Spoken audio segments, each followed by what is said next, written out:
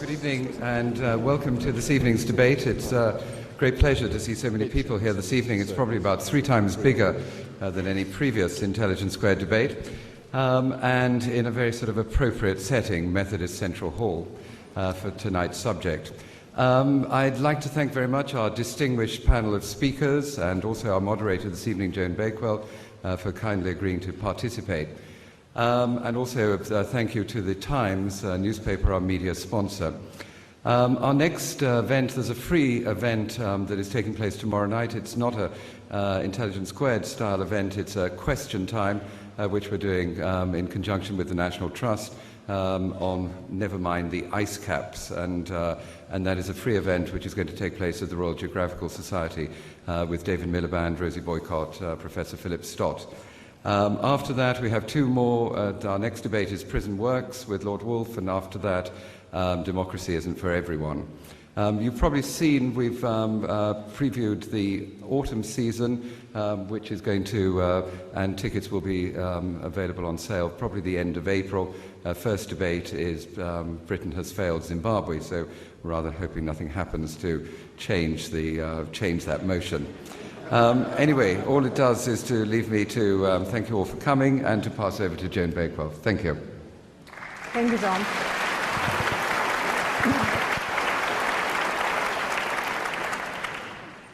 It's a tribute to the power of ideas and to the distinguished panel that we have today that tonight's motion has attracted so many people to come to hear. The motion that we'd be better off without religion. It will be conducted like the formal debates of the Oxford and Cambridge unions, with the 3 speakers on either side whom we will hear. We will then have the result of the pre-vote in which you've already cast your judgment, and then we will have questions and answers before a re-vote on the motion. Fine. So let me call upon the person who is to propose this motion. We would be better off without religion. Christopher Hitchens, author, journalist, critic, writer over here, a figure in the cultural life of this country before he moved to Washington, where he wrote for Vanity Fair and The Nation. He started off on the left wing, moved very right, and has recently been defending the neocons. And his latest book, which is absolutely germane to this subject, is to be published in the coming months and is called God is Not Great. Christopher Hitchens. Thank you, John. You'll give me a minute, won't you?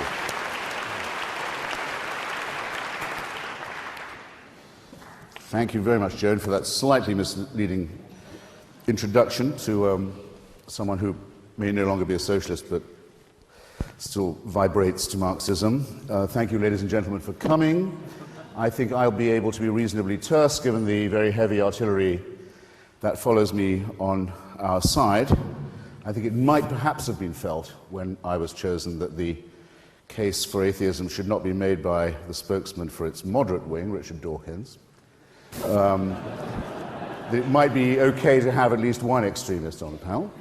And I'll begin at once by recalling an exchange I had recently in Colorado Springs with a spokesman of America's evangelical broadcasting wing, a much overrated but nonetheless significant force in American politics. This broadcaster asked me, in response to my own statement of unbelief, he said, "I insist that you answer the following question, and that you answer it with a yes or a no." I braced myself. I accepted the challenge unseen. He said, "You are to imagine yourself in a strange city where you've never been before. You are to imagine nightfall coming on, and you to be without friends or succor in this town. And you are to ask yourself whether you would feel safer or less safe when you saw a dozen men coming towards you in the dusk, if you were to know that they had recently come from a prayer meeting." This is I think I can justifiably say I'm relaying to you, comrades, friends, brothers, sisters, the challenge that was put by the religious to me. You'll see at once it's not a yes-no answer. You can't give a yes-no answer to that, but I accept it anyway. I said, very well, I won't give a Sesame Street reply, but just without leaving the letter B, I have been in that situation. In Bombay, in Belfast, in Beirut, in Belgrade, in Baghdad, and many other places too. And I won't tell you about all of them, but let me just, as it were, fill in some of those latent blanks. In Belfast, the capital city of one of the provinces of this, our United Kingdom, as everybody here knows, everything, culturally, educationally, economically, politically, socially, has been very gravely retarded for at least a quarter of a century.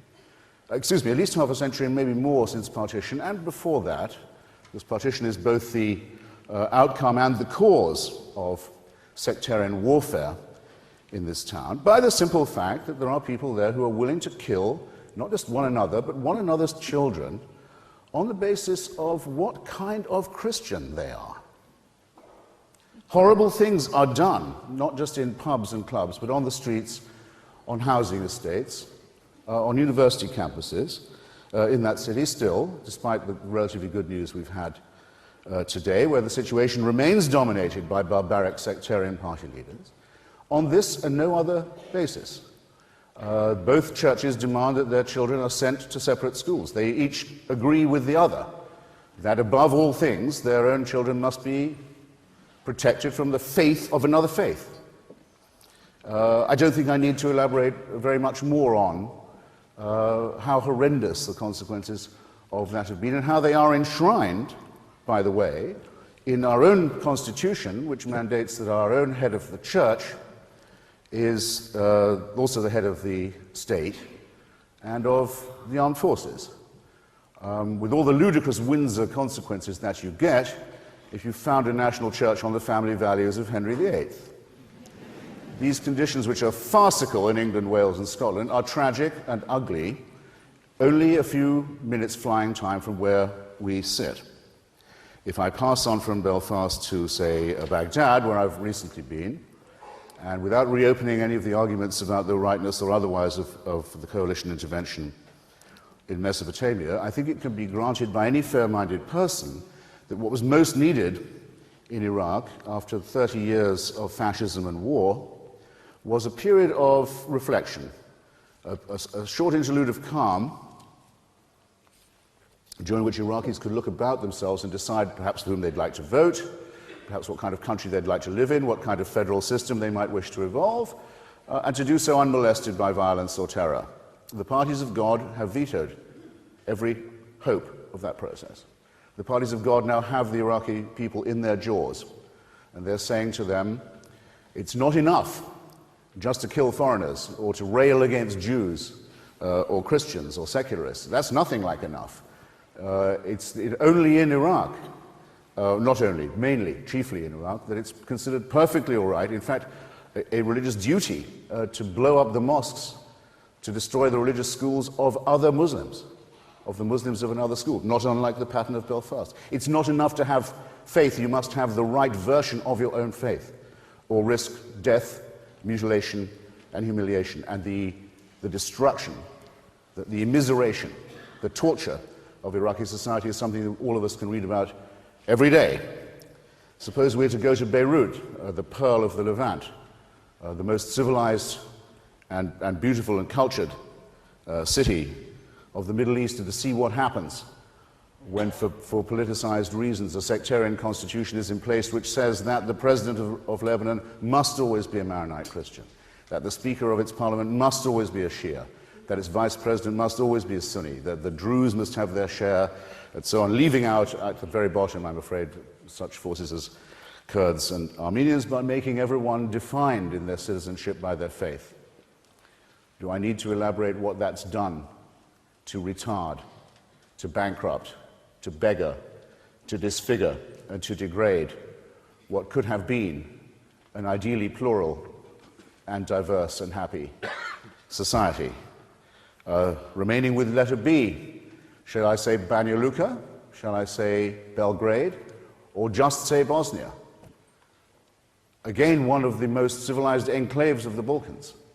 For many years, protected by a secular constitution and the remains of what had been a secular and democratic republic. And just look what happens when it is decided that it is a matter of faith that determines your citizenship, your allegiance, your identity, your nature, your rights.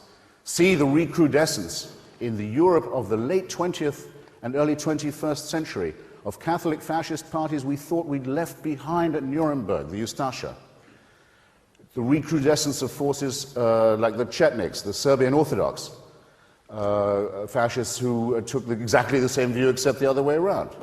See the craven way in which our spineless media, which always defers to people of faith, say that it was Serbs who shelled Sarajevo or Croats who shelled Mostar, when what they should have been saying was, today the Christian Orthodox militia bombarded an open city round the clock, or yesterday the Catholic forces shelled Mostar from dawn till dusk. They didn't do it because it's a matter of taste. We're supposed to respect people of faith, and we're supposed to respect them while they do that and do that and make this sort of excuse. There aren't enough words, in my lexicon at any rate, to express the contempt that I think any right-thinking person must feel for this conscription of this kind of medieval barbarism. Joan will tell me when I've got a minute. I don't know whether I'm yet trespassing on my rivals and my allies' time, but if I was to add Bombay to this list, the city that was very nearly ruined by the sectarian partition of India in 1947, 1948, where once again people were told it's a matter of faith what kind of Indian you are. You may have to become a Pakistani if you're Muslim. You may have to lose your life on the proposition. You may not just be a Hindu. Bombay more or less survived this, the terrifying ethnic cleansing and the pogrom that ensued when the subcontinent was mutilated and maimed and partitioned on this basis in the hopes of a genuine Indian unity and independence, ruined by way of appeasement of people of faith. But Bombay sort of recovered until recently, when now its name has been changed, its minority citizens persecuted, intimidated, driven out by a new Hindu nationalist party, the Shiv Sena, that says that, again, if you do not follow the right God, if you don't accept the supernatural as a real force in everyday life, you are not worth whatever it takes to become or to remain or be treated as an ordinary, democratic, civilized human being in, again, one of the great cities of Asia. Now, it's not part of my case, and I'm sure it's not part of Professor Grayling's or Professor Dawkins' either, to say that religion is the reason for all of this, or the exclusive or sole reason for all of it. I think it would be crude and reductionist to say that. But who is going to argue, I'll be fascinated to see, who is going to argue that the matter of faith, that the religious allegiance, that the preachings of religion have not in all these cases gravely exacerbated, gravely deepened, gravely poisoned and prolonged all of these things that have made our tenuous civilization extremely difficult to defend, uphold, maintain, let alone to advance? I don't believe this case could be made. That's for a simple reason, because religion is not provided to us by revelation. It doesn't come from the heavens. It doesn't come from the beyond. It doesn't come from the divine. It's man-made, and it shows. It shows very well that religion is created, invented, imposed by a species half a chromosome away from the chimpanzee. It shows, doesn't it? Well, why do we deceive ourselves on this point? And is there anywhere, I'm now going to wind up, is there anywhere of the places I've mentioned, and I exempt Basra and all the other bees I could take you around, where it wouldn't be enormously welcome if there was a mass conversion to secularism, or a mass adoption of the secular idea and principle, of the principles of Bertrand Russell, who once spoke famously from this platform, of Thomas Paine, of Thomas Jefferson, of Voltaire, and others. And I'll close by saying that I want you to be on your guard against two false issues in this respect, and I'll be very brief. When I mentioned those gentlemen, and I could mention some ladies too in this connection, like Mary Wollstonecraft, don't let anyone tell you that, oh well, secular tyranny is just as bad. After all, there have been fascist and communist dictatorships which have been just as revolting. Fascism, as you know, was supported by the Catholic Church all through its life, and in fact till after it had died, and still is defended by it. One of the leaders of the Axis was actually, the Japanese leader, was actually a god. There's no way of saying fascism and National Socialism in the Axis was secular. And in the case of Stalinism and Maoism and the Khmer Rouge, the same mistake is made, and a religion is made out of man. It's the religious impulse itself that I think we need to oppose, to criticize in ourselves as well as in others. The argument from faith, in other words, the argument from certainty. So those of us who maintain this may not be described, my closing point, as fundamentalists or secularists, as certain cheap and demagogic and opportunist forces have recently been suggesting. We do believe in evidence, we do believe in skepticism, we do believe in reason. We hold our views with as much conviction and principle as any God-botherer does. But we are open to the argument, and we're going to prove it tonight to you. And don't let anyone dare to imply there's a moral equivalence between us and the fanatics and the fools and those who think they know God's will and can tell you what it is, who are our enemies, and your enemies too. So, I beg to propose the motion that stands in our name. Thank you.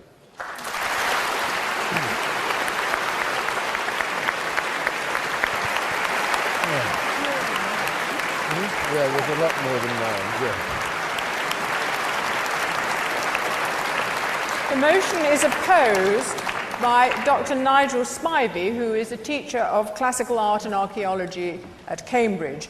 His books, which are many, include Songs on Bronze, Greek Myths Retold, and he has done several television series, of which one was called Digging for Jesus. Dr. Spivey.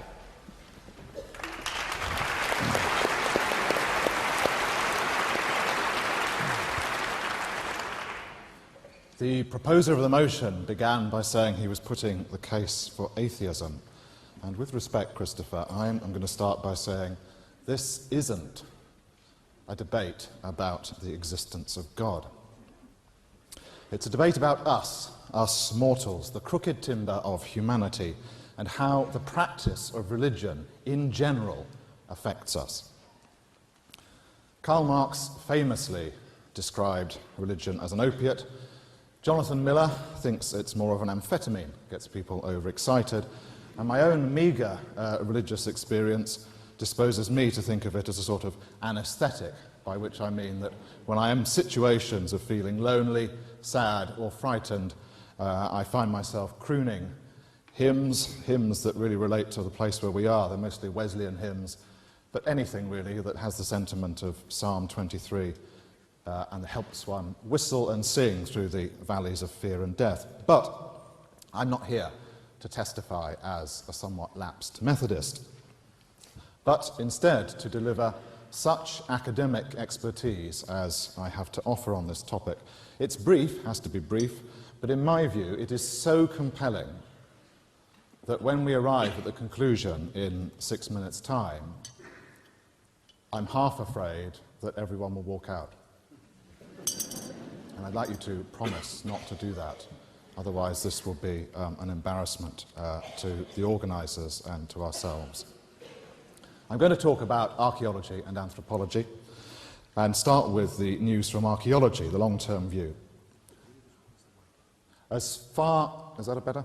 As far as we can tell, the species of Homo sapiens roamed the world for thousands of years before becoming, as it were, religious. Something radical happened in our minds, our cognitive systems, about 40,000 years ago. We started to make things for the sake of beauty, not utility. We started painting pictures, carving sculptures. We started using symbols, and that probably included talking to each other, making music, painting our bodies, and so on. This is referred to by archaeologists as the creative explosion, and it's a consensus that there's this kind of grand collective takeoff of our human capacities in the Stone Age, or the Upper Paleolithic, to be precise. And one aspect here I think I ought to highlight, which is that one of the features that appears at this time, 40,000 years ago, is that humans start burying each other properly. And they start, with these burials, to put down flowers, gifts, and other signs of what we take to be some kind of succor or consolation, and possibly a belief in an afterlife. There is some debate about whether our doomed rivals, the Neanderthals, had these sensibilities, but the consensus is that Homo sapiens is a species uniquely hardwired for metaphysics. I've written about this in an understated book called How Art Made the World, and I'm not going to go on any more about it. But this archaeological evidence for the genesis of art, religion, and culture in the creative development of Homo sapiens is not easily discounted. And it sets up an evolutionary pattern.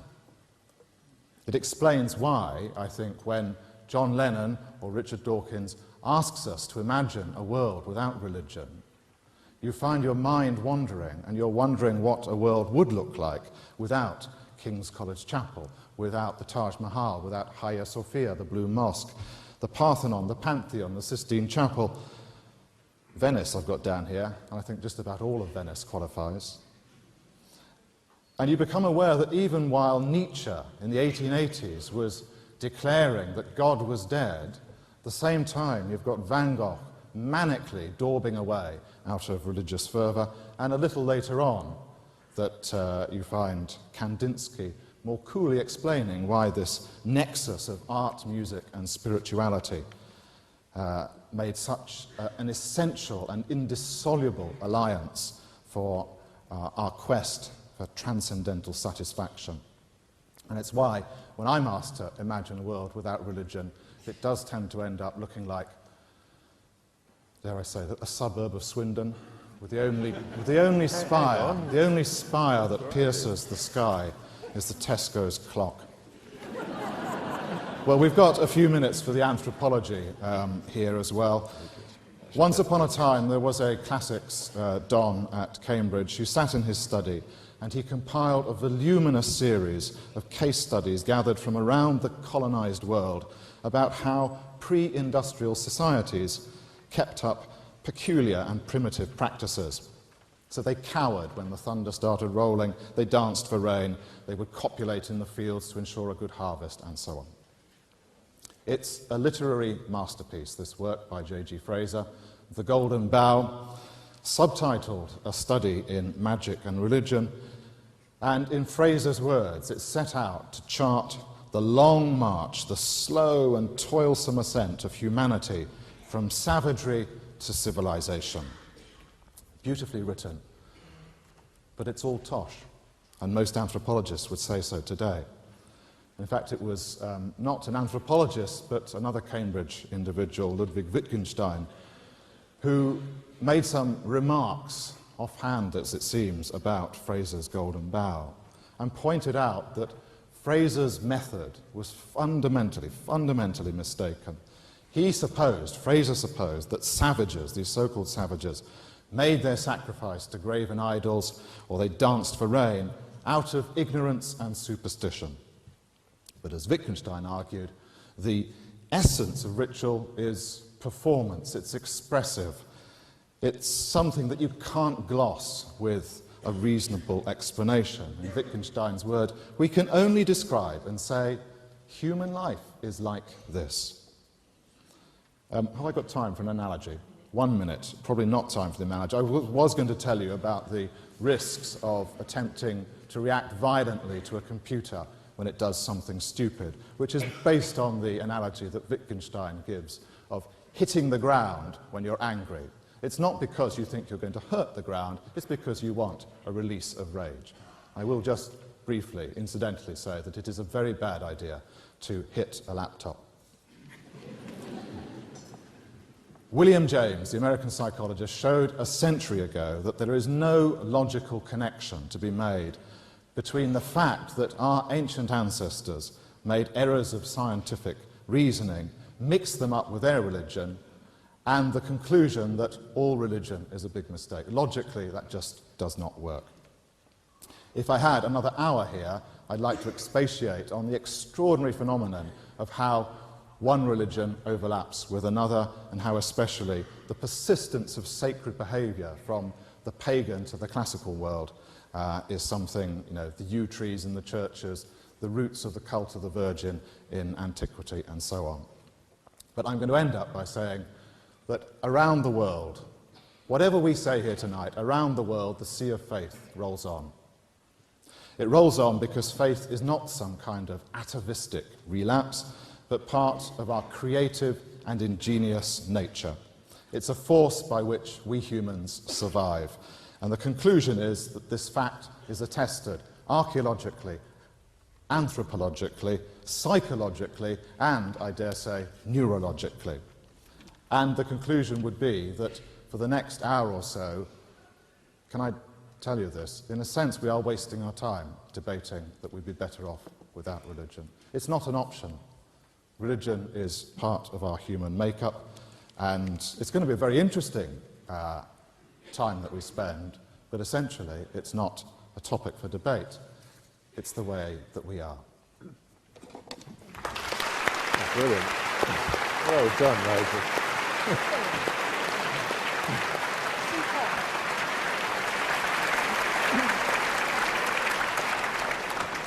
Seconding the motion is Professor Richard Dawkins, whose many books I'm sure you are familiar with. The Selfish Gene started in 1976, and there was a torrent of books that followed with wonderful titles like The Blind Watchmaker, River Out of Eden, Unweaving the Rainbow. His present book has no such romantic title. It has a very strong punch to it. The God Delusion was published late last year and was quickly a bestseller and has caused something of a sensation. So I call upon Professor Richard Dawkins to second the motion.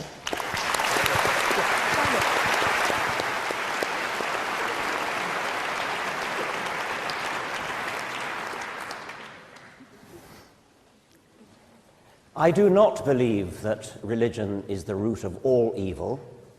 Thank you, Channel 4. Religion is the root of quite a lot of evil, but that didn't make for a very catchy title.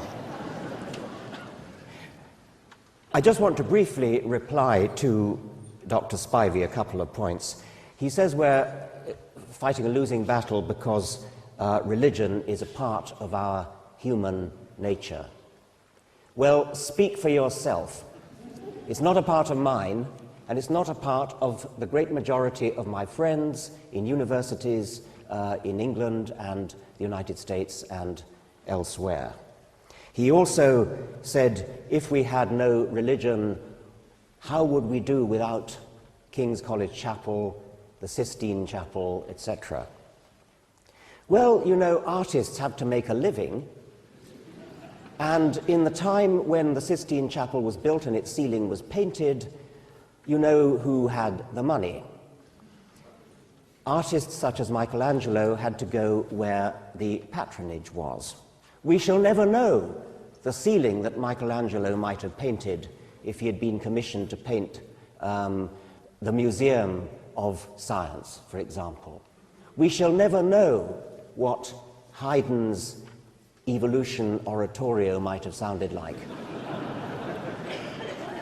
or Beethoven's Mesozoic Symphony.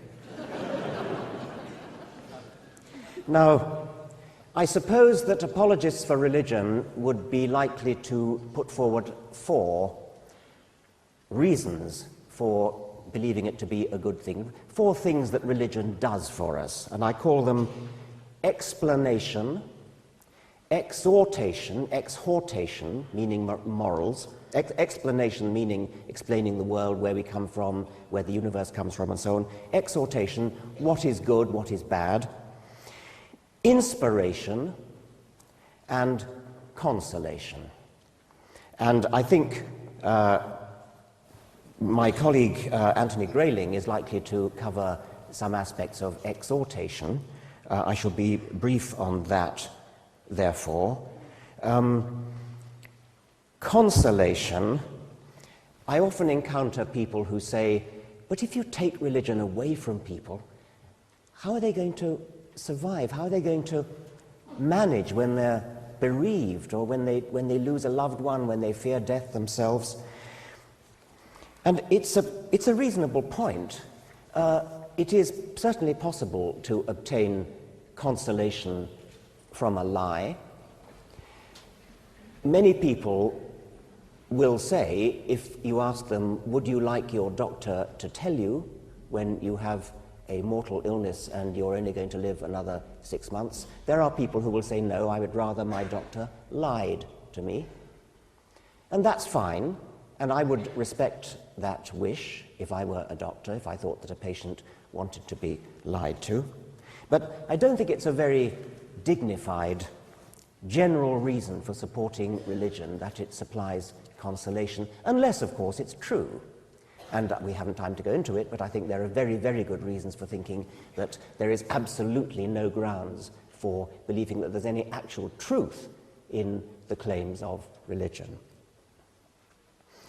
So those who gain consolation from religion, I must confess that I rather liken it to a child with a dummy in its mouth. I don't think it's a very dignified, a very respect-worthy posture for an adult to go around sucking a dummy with a comforter, which is what I think it essentially is. Inspiration, well, I've always found the inspiration, the heavens declare the glory of God, all things bright and beautiful, and so on, to be paltry, parochial, small-minded, compared to the inspiration that you can get by looking at the world of science. Deep space, deep time, as the late Carl Sagan showed us, deep complexity in the study of life.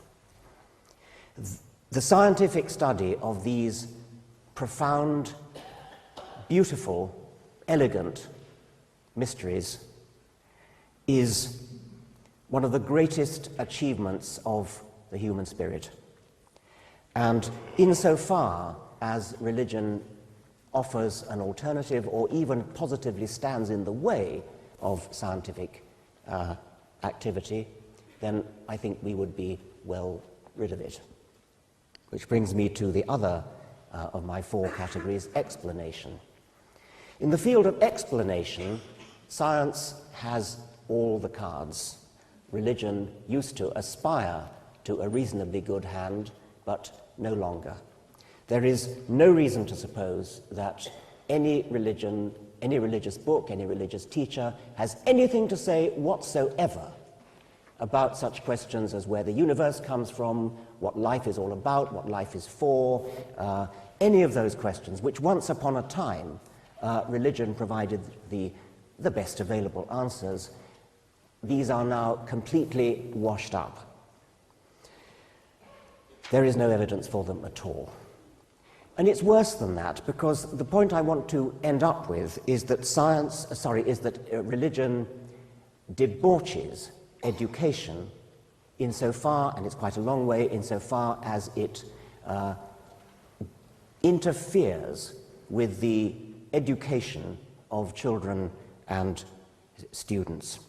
It's not just the teaching of falsehoods, it is that the indoctrination of children in the virtues of faith leads them to be immunized, to be placed on their guard against the enemies of faith who they are told will come. It's as though it's rather like a computer erecting a firewall to prevent incoming information.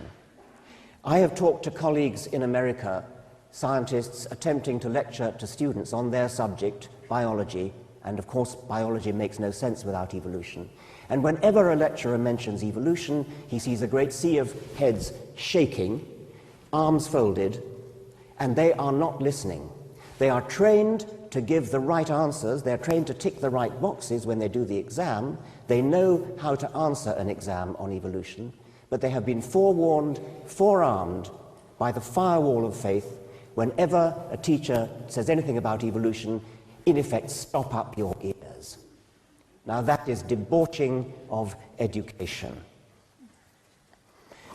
A quote from Kurt Wise, who is an American geologist. He studied geology at Harvard, no less, under Stephen Jay Gould, no less, and he was set for a good career as an academic geologist, which all his life he had desperately wanted. The problem was, it came from within, it was his religious upbringing, his firewall of faith. And he couldn't reconcile the two, his scientific education with his religion, and he literally got a pair of scissors and went right through the Bible and cut out every verse that would have to go if he accepted his scientific education.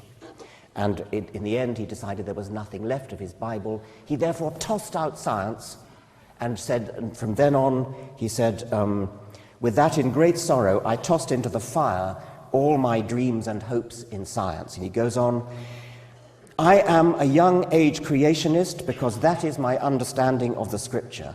As I shared with my professors years ago when I was in college, if all the evidence in the universe turns against creationism, I would be the first to admit it, but I would still be a creationist because that is what the Word of God seems to indicate. Here I must stand. If religion can do that to a highly educated Harvard geologist, just think what it can do to an average school child or student. Thank you.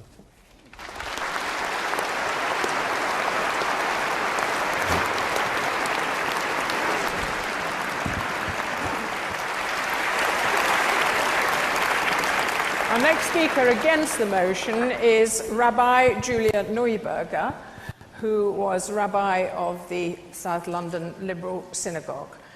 She's also written many books, of which the most recent is called The Moral State We're In. Julia Neuberger.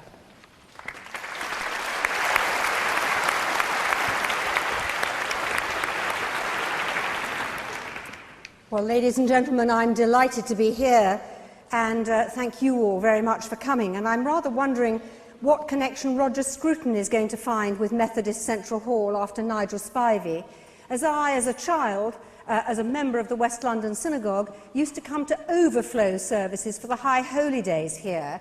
And for those who know about the Yom Kippur, the Day of Atonement, a fast day for 25 hours, can you imagine this hall, as full as it is now, with us all fasting and the scent of fish and chips slowly wafting up through the floor? So I have strong memories of my father conducting the services as a lay reader and being here. But perhaps that's not quite the meat of tonight's motion.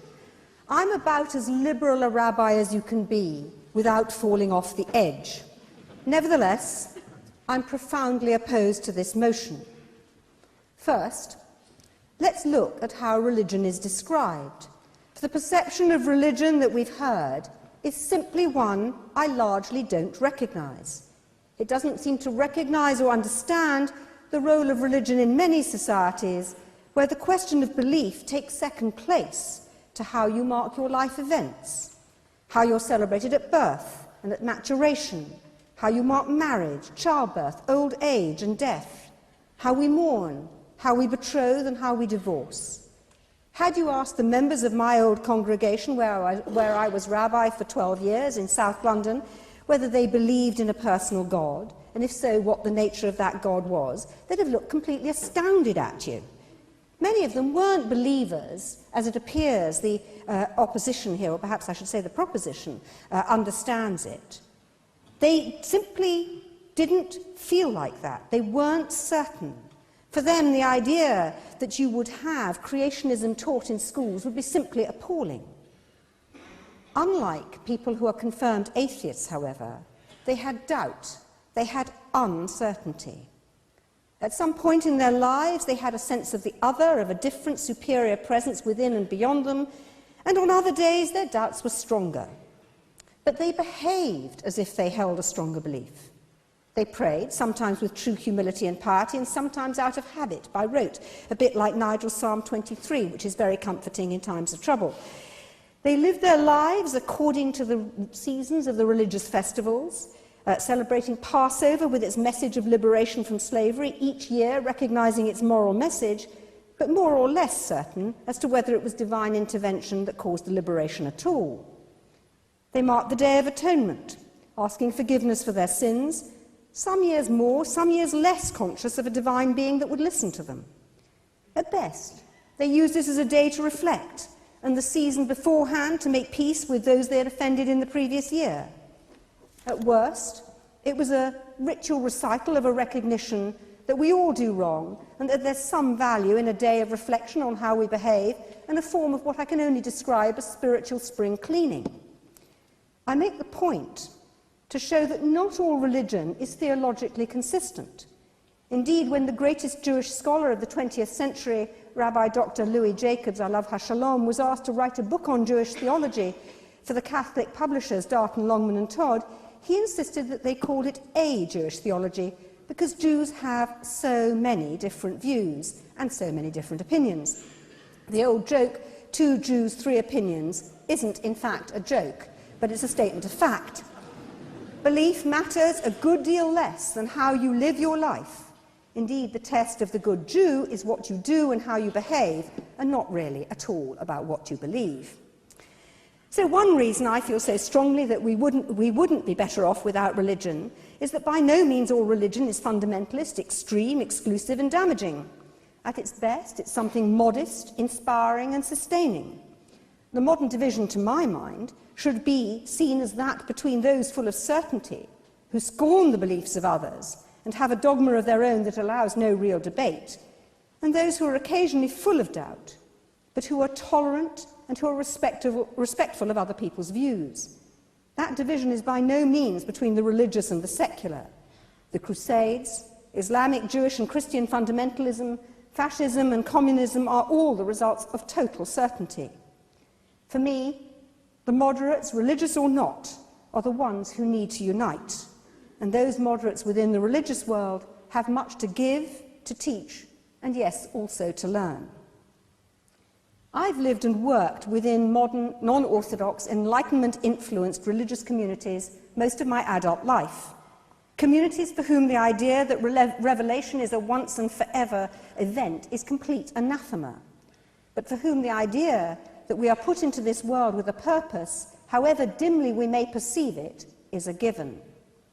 With all the passionate rationalism that convinced atheists bring to bear, they miss the experiential, what motivates so many people to do good. It is that sense that we are here for a purpose to make the world a better place that has led so many to social reform that wouldn't otherwise have taken place. It was, for instance... Christopher, we'll have the questions later, Christopher. You'll get your turn. You'll get your turn. It was, for instance, religious sensibility that brought us hospice and palliative care. You may or may not share the convictions of those who developed it, but you could hardly deny that in terms of modern health care, the relief of pain of people who are dying has been one of the great advances, one that many really good scientists, desperate to find cures, simply didn't consider. Or take another example, that of slavery, the slave trade and its abolition, the bicentenary of which we're marking this week. Plenty of religious people were involved in the slave trade, and plenty of pretty irreligious people too. But it was the strong religious sensibilities of Wilberforce and his colleagues, largely but not wholly Quaker and nonconformist Christians, that brought an end to the slave trade in Britain. Not soon enough, not humanly aware enough, but as a result of religious thinking from the Puritan tradition on, often profoundly influenced by that Old Testament God that so many people so deride. But they preached, they persuaded, they campaigned, they demonstrated, and they finally got the change through. Or take a more recent example, the Make Poverty History campaign, which had a mixture of people of all ages, races, religions, communities present in Edinburgh nearly 2 years ago, and that has certainly influenced British politicians to give more aid. On those platforms, speaking to crowds of whom many were motivated by their religious feelings, there were imams and cardinals, rock singers and politicians, people of faith and none, gathered together inspired by a cause. The voices of the Hebrew prophets were powerful in the words of the speakers, religious or not, and Isaiah struck a chord amongst people opposed to religious force and form, but passionate about doing the right thing. I'm running out of time, but I want to make one last point, and that's about humility and the religious experience of living ordinary, faithful lives. Working as a communal rabbi, I saw ordinary people trying to live good lives who wanted and want to do the best they can in an imperfect world, to even up inequalities where they could, and to, if you like, try and campaign for social justice. They recognised an obligation to give 10% of their income away to charity each year. Some of them cared for profoundly disabled people, either at home as carers or professionally, giving service because of their sense of purpose. Anything but arrogant, they were bound together by a sense of duty to family, community, and the wider world. They were and are profoundly good people looking for honest ways to live honest, decent lives. In my view, if we didn't have religion, would be even more selfish, self-indulgent, certain and cruel, more than we already are. Religious people can without doubt be all those things, but they can at best change the world because they believe in moral purpose, experience a sense of inspiration above and beyond themselves, as many of us do, and inspired by their belief to act. Thank you.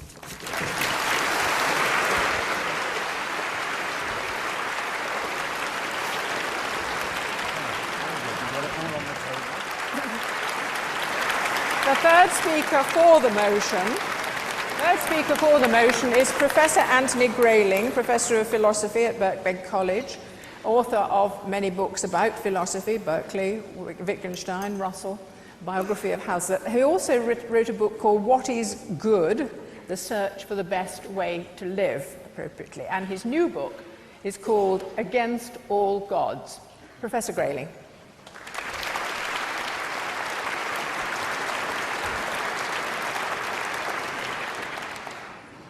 When one gets up to speak this late in a debate, one's a bit tempted to quote that Hungarian MP who, after a long discussion in the Parliament in Budapest, stood up and said, everything has been said, but not everybody said it yet. And it's my turn. Some of you might have noticed the news item today about the Pope Benedict XVI, giving a sermon last weekend in Rome and telling the congregation, reminding them perhaps, that hell is a real place. It's a palpable, tangible place, and the eternal fires of hell really exist, and those who don't accept Jesus, he said, I'm paraphrasing here, will roast eternally, but because of their failure to do so. And this shows how very up-to-date Pope Benedict is, because obviously he's heard about tonight's debate, and this is an intervention. Although I've been trying to work out all day on which side it's an intervention. And is he trying to persuade you to vote, against the motion, or is he actually a fifth columnist on our side of the argument?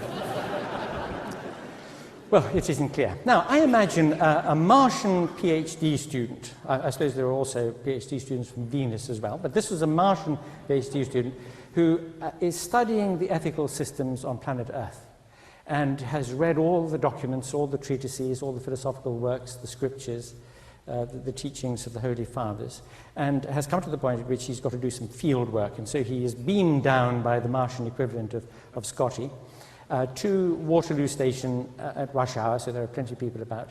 And he falls into conversation with people having coffee, waiting for their trains.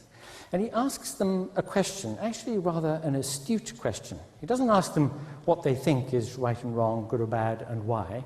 Instead, he asks them this. He says, what kind of people would you like your children to be when they grow up? He asks them this because he wants to get from them, to elicit from them, their very best thoughts about the best kind of life. And so he knows that he's going to catch them in a sober and well-judging frame of mind when they think seriously about what kind of people they'd like their children to become. And he finds, when he's talked to enough such people, that there's quite a consensus among them. They say things like this: I'd like my children to be responsible people. I'd like them to take responsibility for themselves, get an education, get a good job. I'd like them to have a family and friendships, deep friendships, because they're so valuable and enriching.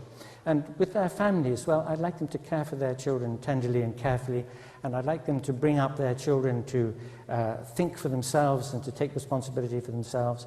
I wouldn't want my children to be just always submitting to the authority of, I don't know, a politician or a teacher. Or, I'd like them to be inquisitive and to inquire and to think for themselves.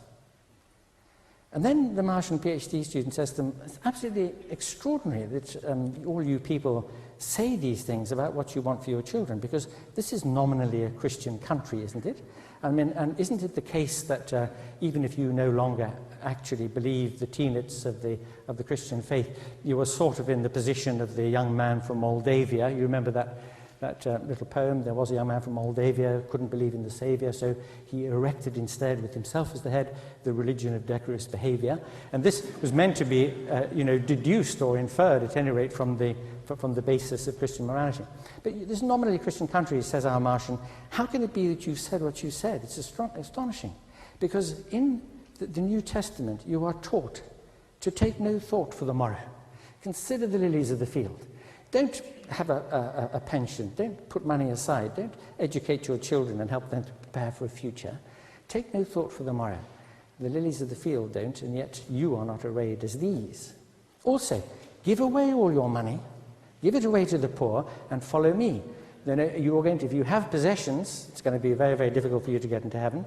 The eye of the needle, well, we know how that's been glossed in the centuries since, but it just says it's more difficult for a rich person, a comfortably off person, to get into heaven and to pass through the eye than for a camel to pass through the eye of a needle.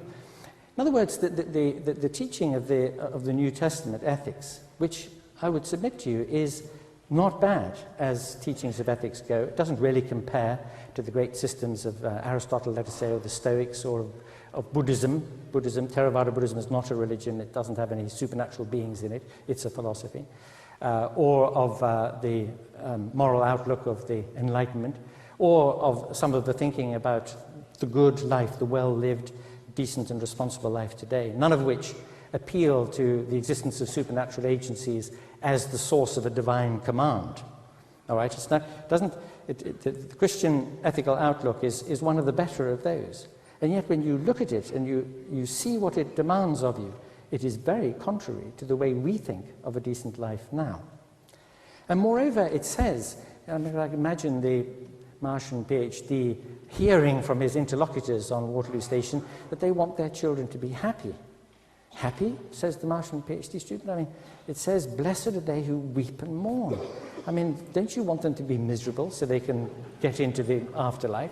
I mean, it looks as though there's such a radical inconsistency between one of the better religious ethical outlooks and what it is you want from your children, that it's very hard to know what to think about it. Because, after all, says the Martian, I've been reading all the documents. And as a result of reading them, I said to Scotty, the chap who beamed me down from Mars, I said, look, be very careful, won't you, about where I end up, both time and place. So I don't want to end up in Israel at the time of Moses, just in case they mistake me for a Midianite or an Amalekite or any of the others who were massacred. Please don't, make sure I don't end up in Spain in the late 15th century with Torquemada, or in Calvin's Geneva at the time he was burning Michael Servetus, or in Zwingli's Zurich when he was drowning the Anabaptists, or please not in today's Baghdad, Bombay, Beirut, even Belfast for that matter. Make sure you get me to Waterloo Station in 2007. Because when I'm not thinking about the better of the religious moralities in the Christian New Testament, gosh, really? I think about all these other teachings, I find that it is not simply a question of the teachings being very questionable, or not just a question of the practice allegedly based on those teachings, which is very questionable, but the entire assumption, the entire outlook about what it is to be a good person and to live a good and decent life, which is so at odds with the way we in our secularized modern Western liberal democracies have come to see as life of achieving and flourishing and doing well for others. And I end on this one note. Julia pointed out that, and so indeed did Nigel, that religion and its inspirations and the art it's produced and the rest have played a very important part in what you might call, and what I might, just speaking secularly, call the spiritual aspect of our lives, our emotional and intellectual responses, our enjoyment of beauty, our desire for love.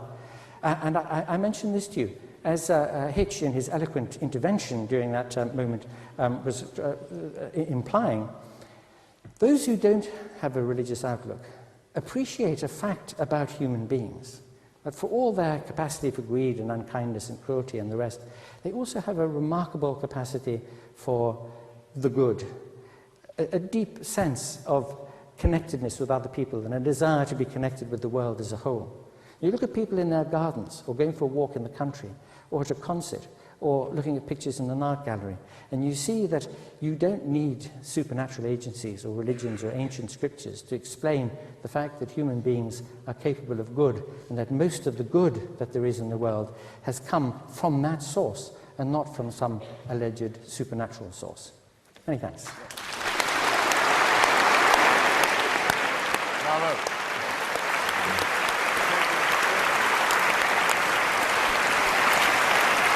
Our final speaker against the motion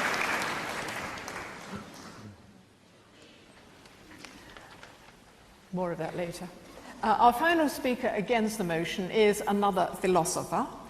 He is Roger Scruton, who has written many books upon his subject. He's written about aesthetics, he's written about music, philosophy of architecture, and he's written a book called Philosophy, Principles and Problems, into which perhaps this motion fits. So please welcome Roger Scruton.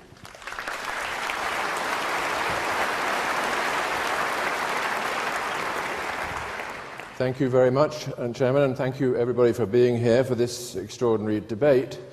Rabbi Julia Neuberger asked, or suggested I might say something about my own connection with Methodist Hall. All I can say is that my father, when it crossed his mind that perhaps he should not bring his children up entirely without religion, searched our local town, High Wycombe, for the gloomiest chapel he could find. It was the Methodist, and we were duly sent there each Sunday. He not, of course, attending, being hoping to keep hold of the remaining bits of cheerfulness in his already gloomy personality. This had a very remarkable effect on me. It meant that I secretly went every Sunday, not to the Methodist chapel, but to the Anglican church, and also to confirmation lessons thereafter, not unconnected with the presence at those lessons of a very attractive girl in a white Macintosh. This was my first encounter with that aspect of the religious experience which some people call transcendental. And I have held on to it ever since, and I entirely agree with our first speaker, Dr. Spivey, that this is something that will never be removed from the human condition. Now, I have to speak as a philosopher, so I refer to one of the great philosophers, Plato, who set out to describe an ideal republic in which reason would prevail over passion and in which the citizens would be guided by the truth. It is fair to say that Plato found ordinary humanity to be a profound disappointment, as do most of the speakers on the other side. In all kinds of ways, people conspired against their own happiness by allowing the darker forces within to gain the upper hand. They amused themselves with poetry, which told them lies about the heroes and gods. In politics, they preferred consoling lies to uncomfortable truths, and so tied themselves in knots of self-deception. When it came to music, they had a distressing tendency to prefer the orgiastic tunes and rhythms of the pop stars, instead of the upright marches which bring order to the soul. All in all, human beings as they existed in Plato's day were on the side of disorder, falsehood, and irrationality. The only solution was to devise a new kind of society with the philosophers in charge and the forces of unreason expelled into the outer darkness.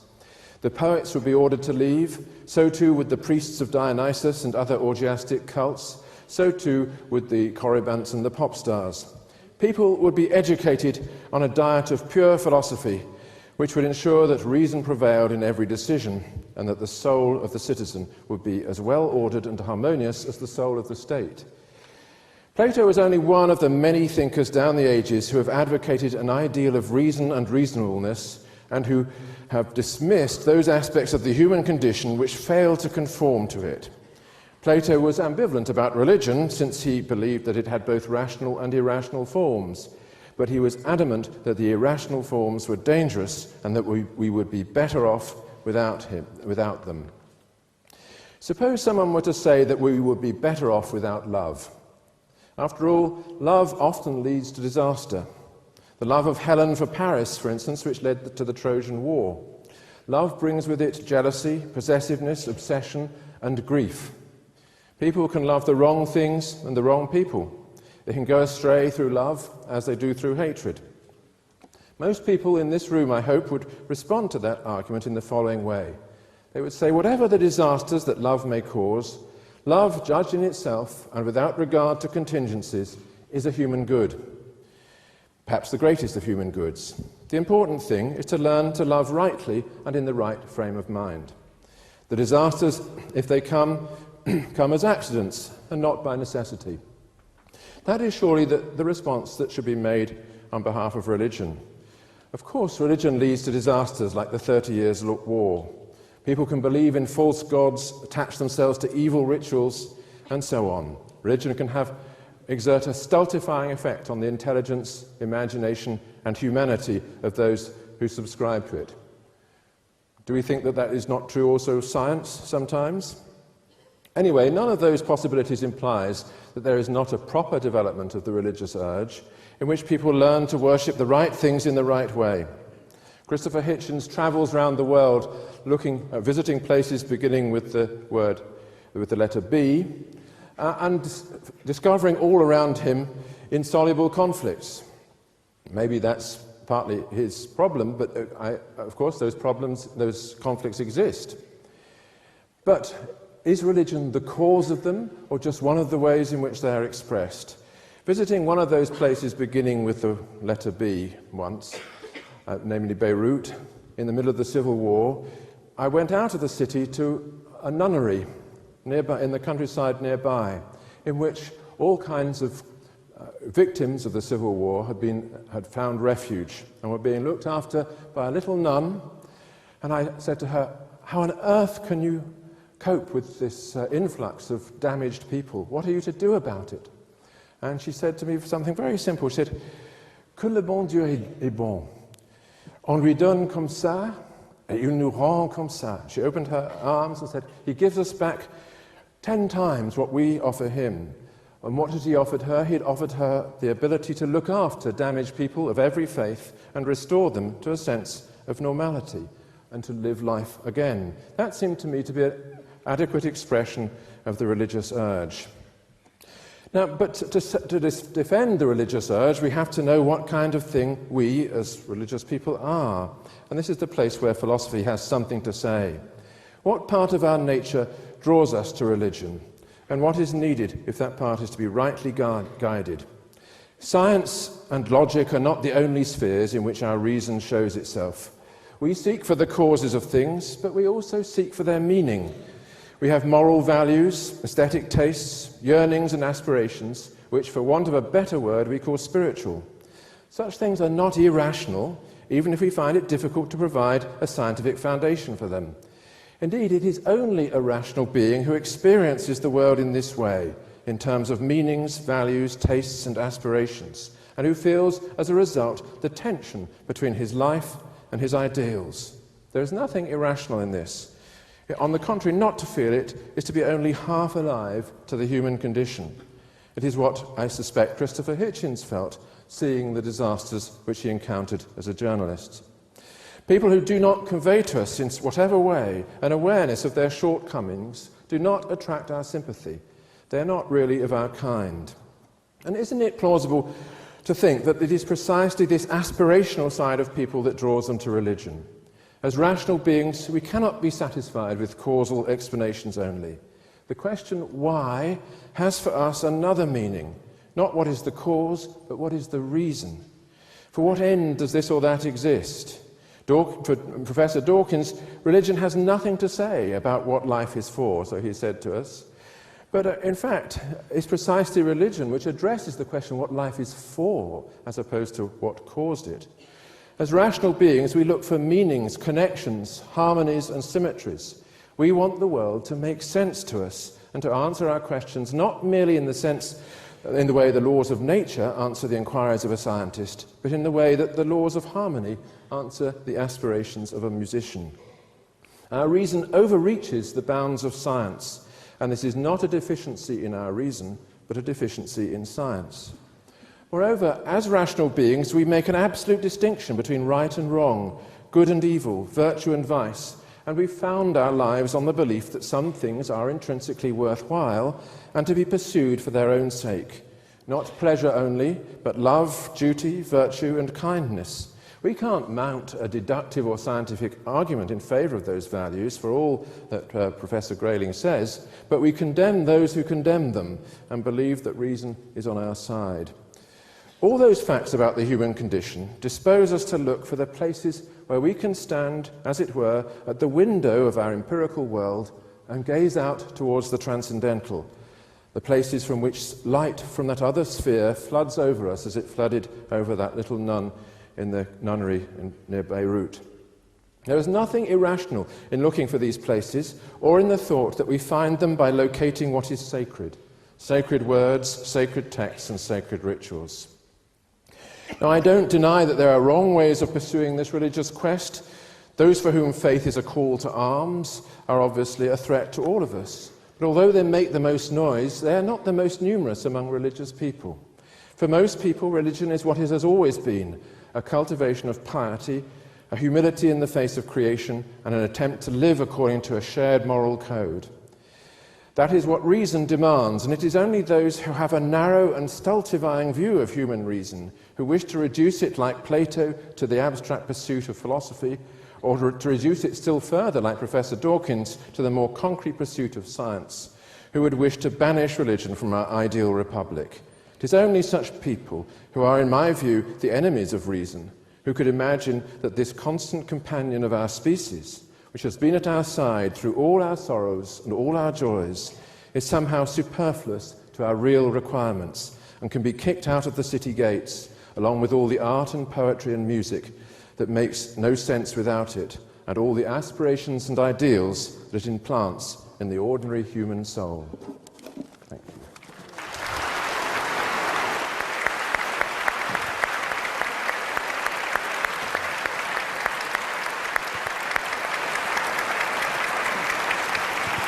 Now, the subject is now up for debate, but before we begin, I will give you the result of the pre-vote, which you voted for as you came in. And on the motion, we'd be better off without religion. There were 826 votes for, 681 against, which is a majority for the motion of 145, but there were 364 don't knows.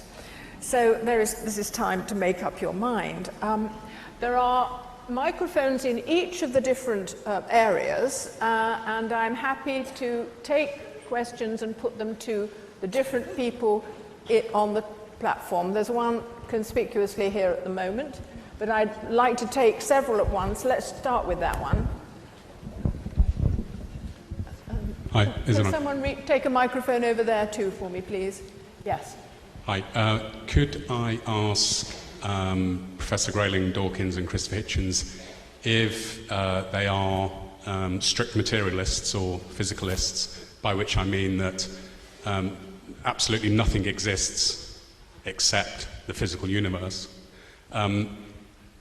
or if they're willing to allow for the possibility of a further reality, or indeed realities, other than the physical universe. Right. Who will take that question? Anthony? I'm the least qualified, so perhaps I'd be the one. Richard, can you hear me?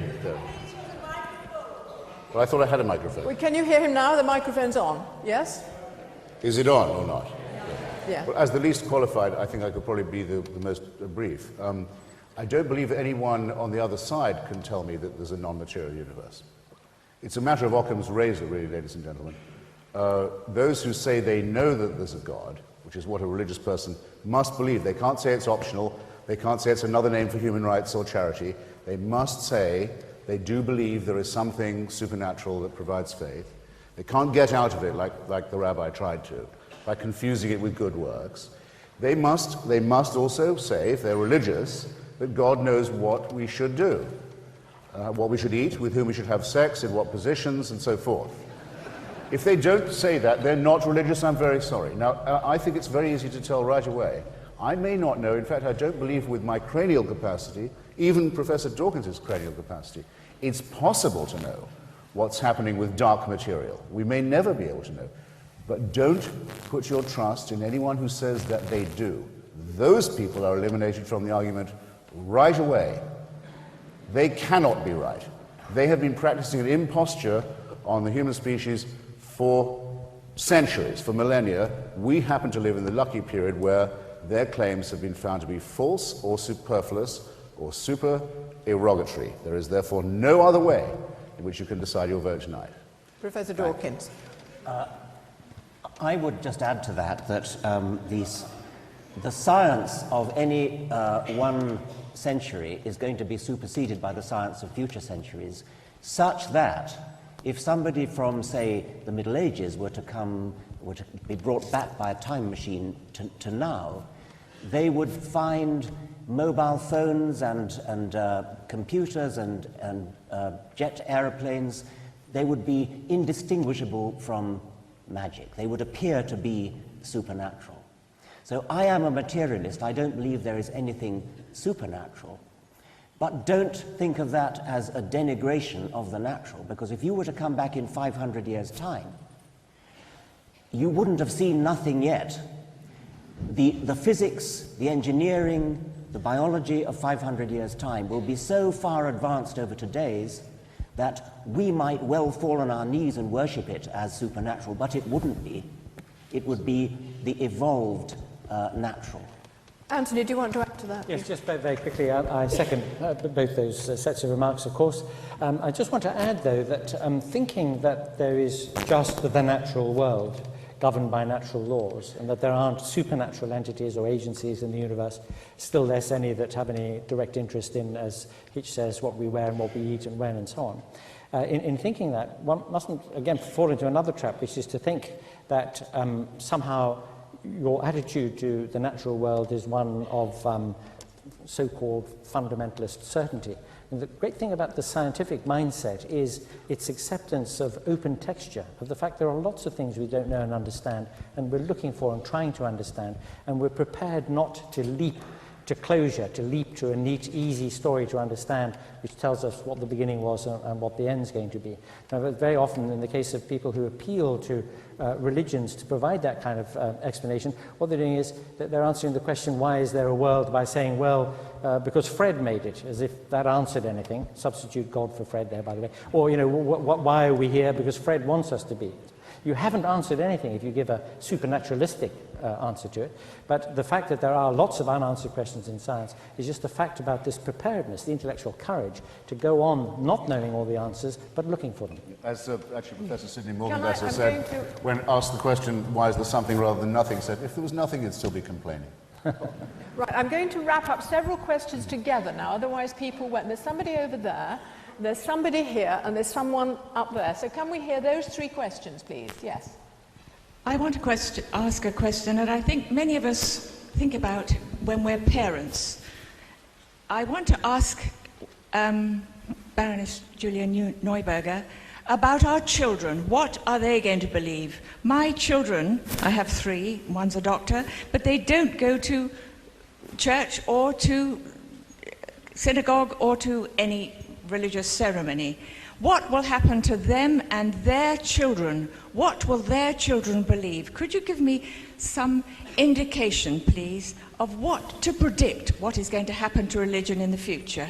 Right, thank you very much. We'll hold over that question. Julia's made a note of it, I'm sure. Yes. Madam Chairman, Christopher Hitchens seems to imply that unless one practices one's religion to 100% of its tenets, it's not worth practicing. Now, I regard myself as what I call a line-drawing Jew. I don't practice all 613 tenets of the law. I draw the line and practice those which I do. But in my book, religion is about 3 things. It's about a code of living, it's a framework by which we live, and it teaches self-restraint. Now, that's nothing to do with Judaism. It applies to all the main religions. And Professor Dawkins, would you not have that taught to the children at an early stage? Fine, we'll take that question on board. And then there's a question up there, I believe. Yes? No, we can't hear you. How about now? Yes. It's a question for Dr. Spivey. Do you think that the slaughtered millions and hundreds killed every day in the name of faith are better off for the existence of the Sistine Chapel and some pretty paintings?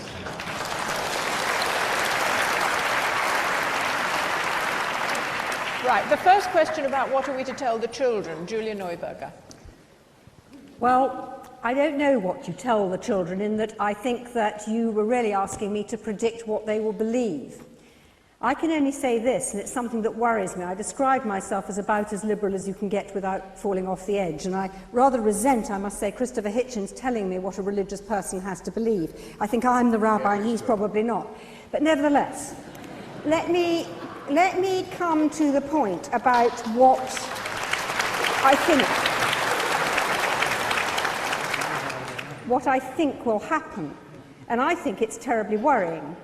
I think a lot of our children will be people who hold no very clear belief. It'll be a rather woolly mush, I would say, if they have much in the way of belief at all. We've desensitized them, I think, very often to those things about religion that I believe matter.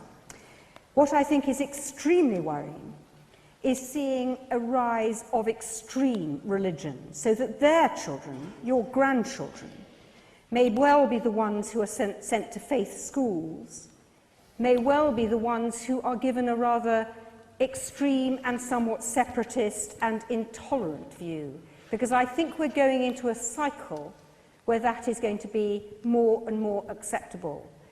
And as somebody who believes that the moderates should band together, whether religious or not, I think we should be very, very worried about the move towards extreme religious belief and the desire to teach all our children in separate boxes rather than together. But I think the generation of our children have got a problem. Christopher Hitchens, will you take the question about, Christopher, the question of... I'm sorry? The question about the line-drawing Jew, the practice of religion being about the tone of living, a framework, and about self-restraint. Well, that's dead easy, just like the rabbi just now. His religion is man-made too. He decides what he'd like to believe. It's a la carte. He says, shouldn't my children be taught, self-restraint, responsibility, care for others, and so on? I don't believe in the rest of it, don't believe in the prophets, don't believe in the mountaintop, don't believe in the revelation. Well, nor should you. But how dare you suggest to us that we couldn't teach our children self-restraint and respect for others and the golden rule? How dare you?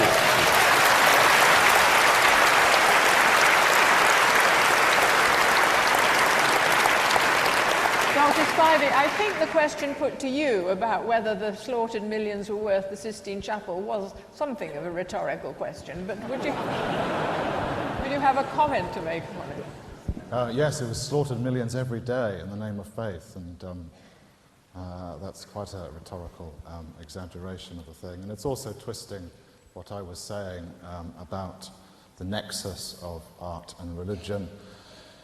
I would argue that the Sistine Chapel is one of those things that shows humanity at its best, and a religious conflict, one of the things that shows us at our worst. I don't buy this idea that if we were all suddenly to cease being religious, which, as I've tried to argue, is, I think, physically and psychologically impossible, that there would be a complete absence of ethnic or any other kind of conflict. And that strikes me as incredibly naive. Thank you. Can I... Another clutch of questions. We're not going to get, the hands are going up everywhere. I apologise now that we won't get them all in, but there's one over there, and one over there, and one over here, but I'm looking for one up here. Is there one up there? Yes, okay, there's somebody over there, so that's 4. Can you be quite quick, please? A question for Professor Scruton. If religion is essentially the creation of meaning out of brute matter, then do you think it's possible to make a religion of secularism? And if it is, do you think that the proposers of this motion are its high priests? Okay, Roger, yes, the question here. I disagree that we need religion to teach us that flowers are beautiful, and that without religion, or with religion, we'd still kick over sandcastles. I would therefore question whether anybody could explain to me whether an actual fact would be, I think that we'd be much the same without religion, and I would like somebody to tell me other than that. Fine, okay, and a question up here? I would broadly support this motion. But I got one little doubt, which was alluded to by the first speaker, and that is that perhaps we're somehow hardwired for religion. And I think perhaps there's some evidence for a genetic predisposition to a religious belief and so on, and therefore perhaps it persists because of natural selection. And I just wanted to ask Professor Dawkins whether that might be a good argument for why it persists, or whether it's perhaps an indirect consequence of something else that we're better off with. Okay, and the 4th question, yes. Is this on? Oh, that's better. It's an observation and a question. The observation is seemed to be from this side seemed to be an argument for transcendence rather than for religion. Perhaps the anti-side of the anti-side might clarify that a little bit. But the question is to the panel, which is, do they think that there may be, given the contingencies of history and culture that created religion in the first place, there might be an opening of a space that could give us all the great Kandinsky-like transcendence without the thousands of corpses? Could that be a possibility? Thank you. Okay, Roger, would you take the question about the secularism being its own religion and these being its high priests? Well, this is a slightly cheeky suggestion. If what Dr. Spivey says is right, and I'm inclined to agree with him, then of course there is a religious need in all of us, and if the religious belief systems that we've inherited are suddenly, for whatever reason, unpersuasive, it is obviously true that if what he says is true, people will look for other ways of satisfying the religious urge. They will write passionate books condemning the old religious belief, perhaps called the God delusion or something like that, and accuse the advocates of the false sciences of heresy, and maybe indeed wish to represent themselves as the saviours of mankind. And to that extent, it is obviously true that we do have a kind of religious urge, a much more vehement religious urge, on the other side of this debate than on this one. We are downstream from all those religious conflicts. I suspect us on this table. We recognize with a certain element of sadness our inability to go out and kill on behalf of our faith, which Professor Dawkins has obviously not lost. So maybe it is true. Would one of the high priests like to respond? Richard? I face two questions. Firstly, is religion true? And second, is it necessary for human psychological welfare or something of that sort? If it isn't true, then for anybody to maintain that somehow humans need it and you're wasting your time trying to get rid of it, what an amazingly patronizing and condescending thing to say. We intellectuals, of course, know that it's not true, but all those poor people out there, they need religion. I mean, what a condescending thing to say about all those people. Either it's true or it's not. And I have enough respect for people to say that if it's not true, people will reconcile themselves to that and will not find any need for it. Now, I was asked a specific question, is it in the genes? Is there some Darwinian reason for religiosity? Maybe there is, but that doesn't bear in the slightest degree on whether it's true. I care about whether it's true. I also care, as a Darwinian, about the origin of it, and I'm interested in the origin of it, and I'm inclined to agree with the implied suggestion of the questioner that it may be that religion itself has no advantage, but it may be that it's a byproduct of some other psychological disposition which does. But that is an entirely separate question from whether it's true, and I don't like it when people say, oh, humans need it, or we have it built into us in our genes, or Darwinian natural selection has built into it, therefore that somehow validates it. Of course it doesn't validate it. It merely says that it's been built into us by natural selection, just as all sorts of other probably disagreeable things have been built into us. Doesn't mean we can't try to cure ourselves. Right. Okay, can I just...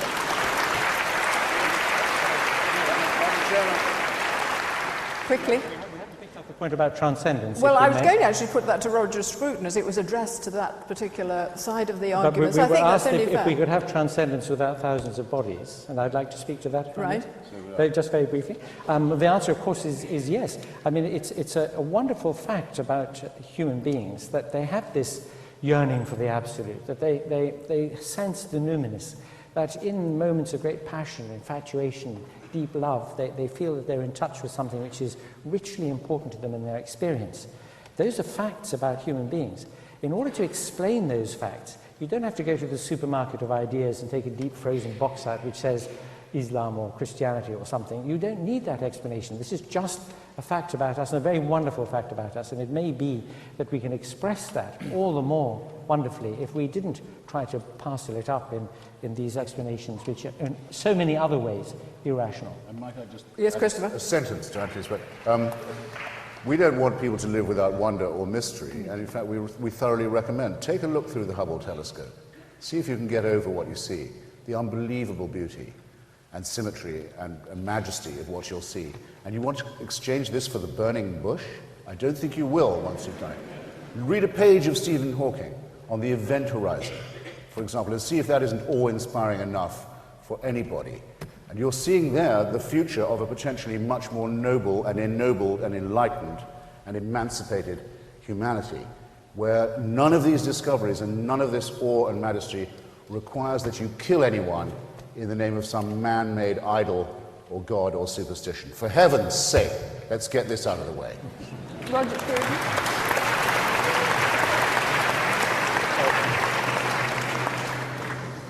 I think that there is a real question as to what transcendence is and what its place is in the experience of all of us. Christopher Hitchens just referred to the burning bush. The voice that spoke from that bush said, "I am that I am."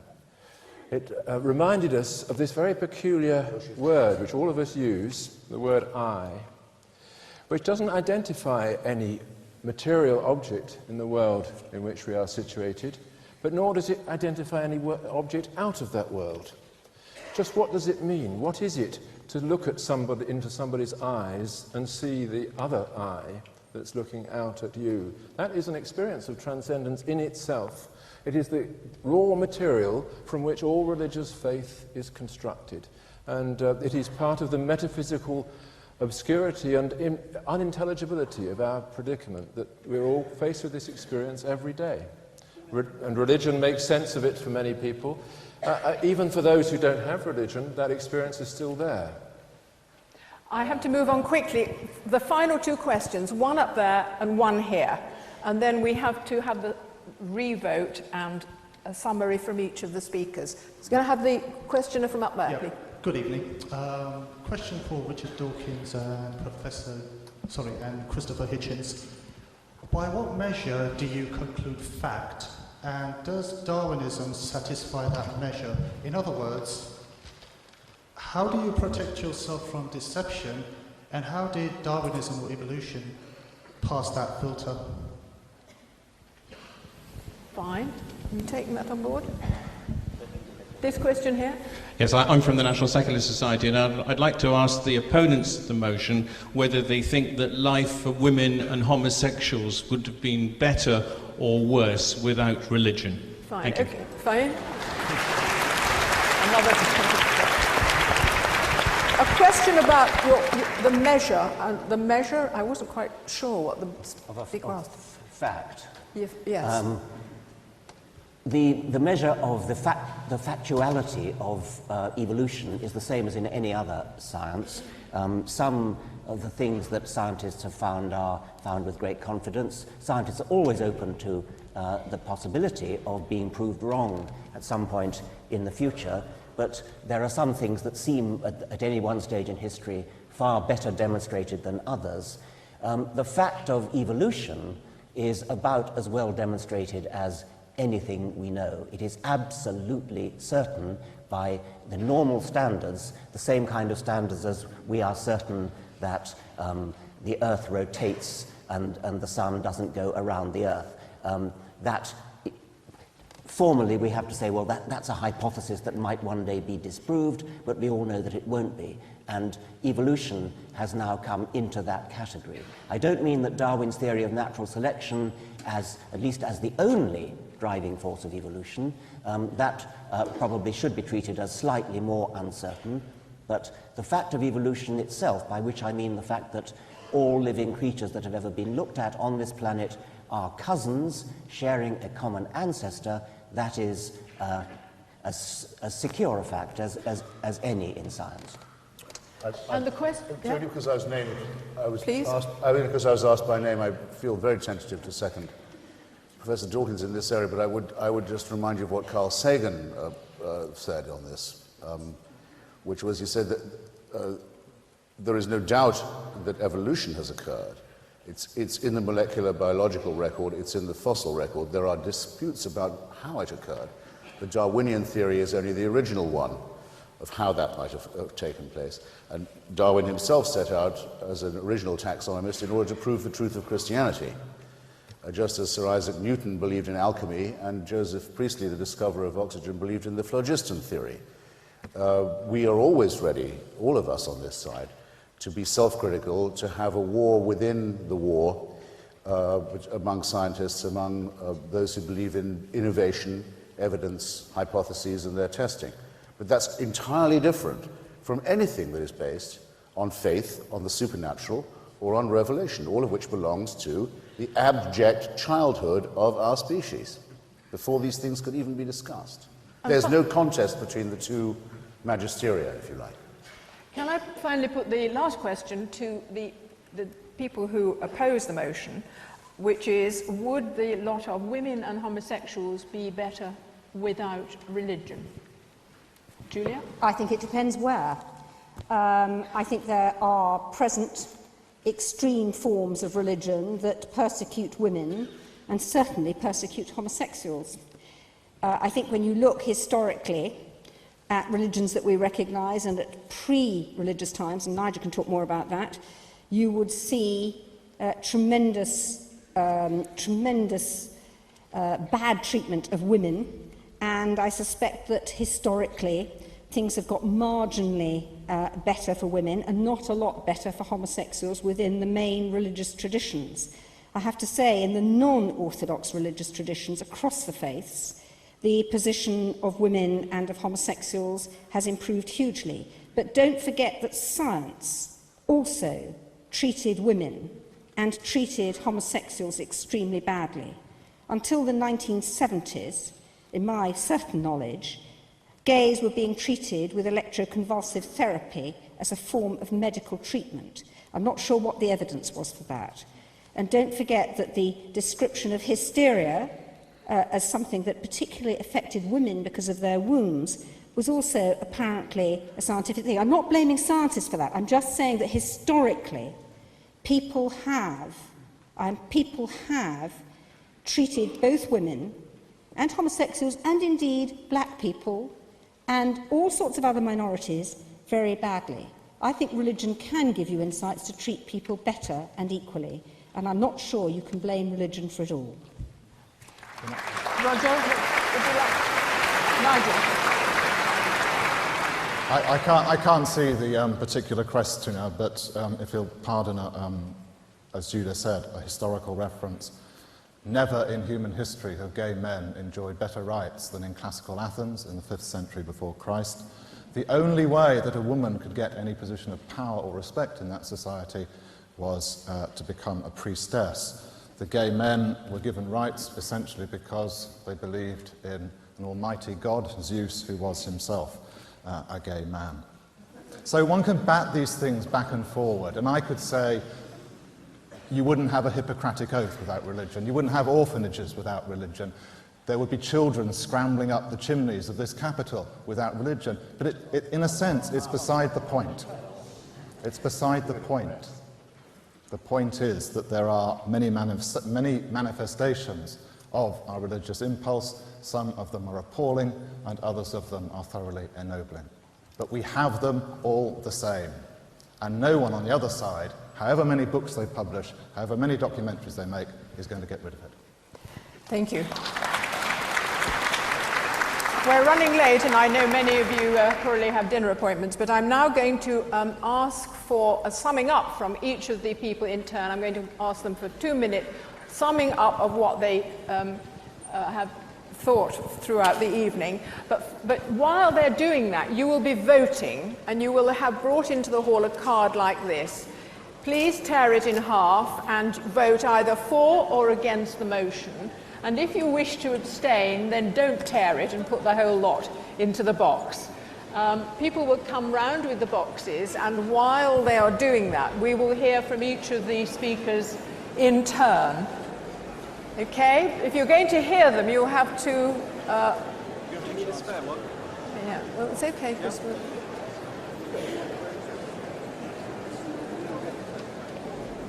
Okay.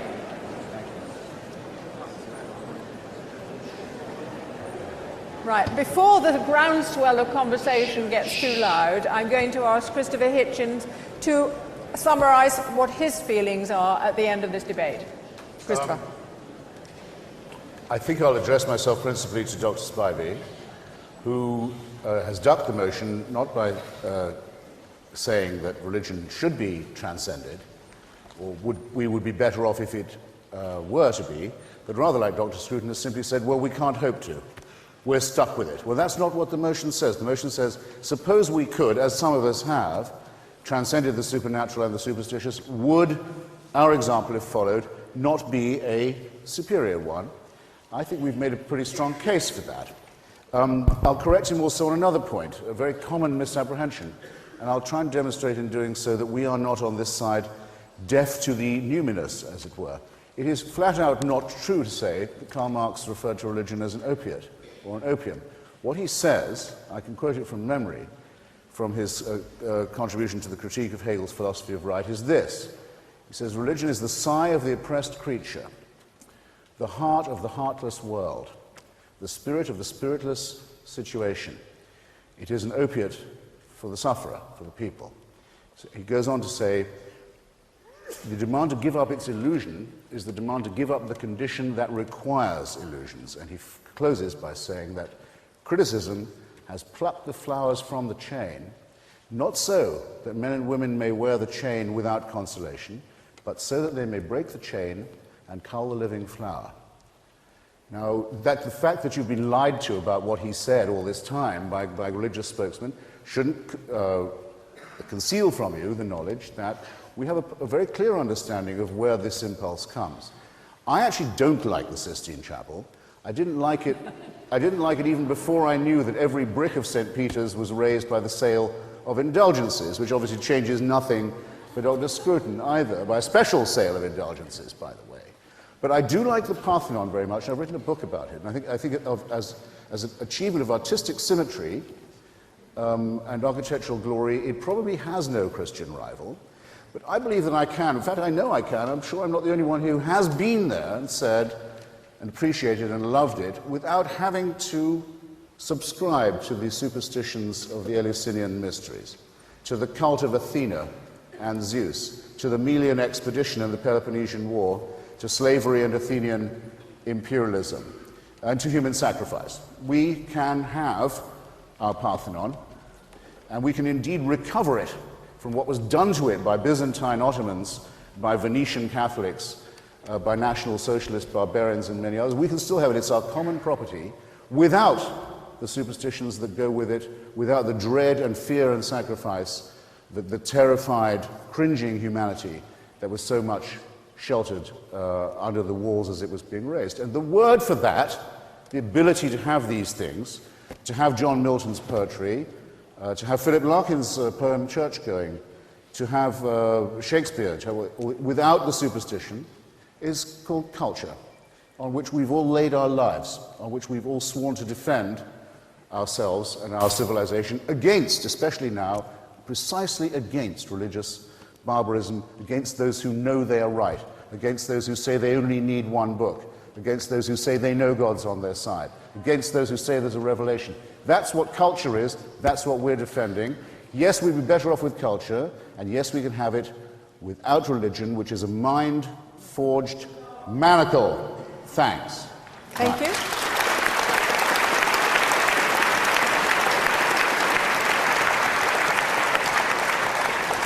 Nigel? At the risk of confusing everyone, can I try and organise a straw vote? I mean, a hands in the air sort of vote. And can I ask you to be absolutely... We're taking a vote right now, really. No, this is something different, Joan. This is a question. It's not about... It could have been about who in this audience has ever shown violence against their laptop. But I'll use a Wittgensteinian example. Hands up, and don't be bashful about this. I'm going to start off putting my own hand up. Who in this room has ever, or can ever remember, kissing a photograph?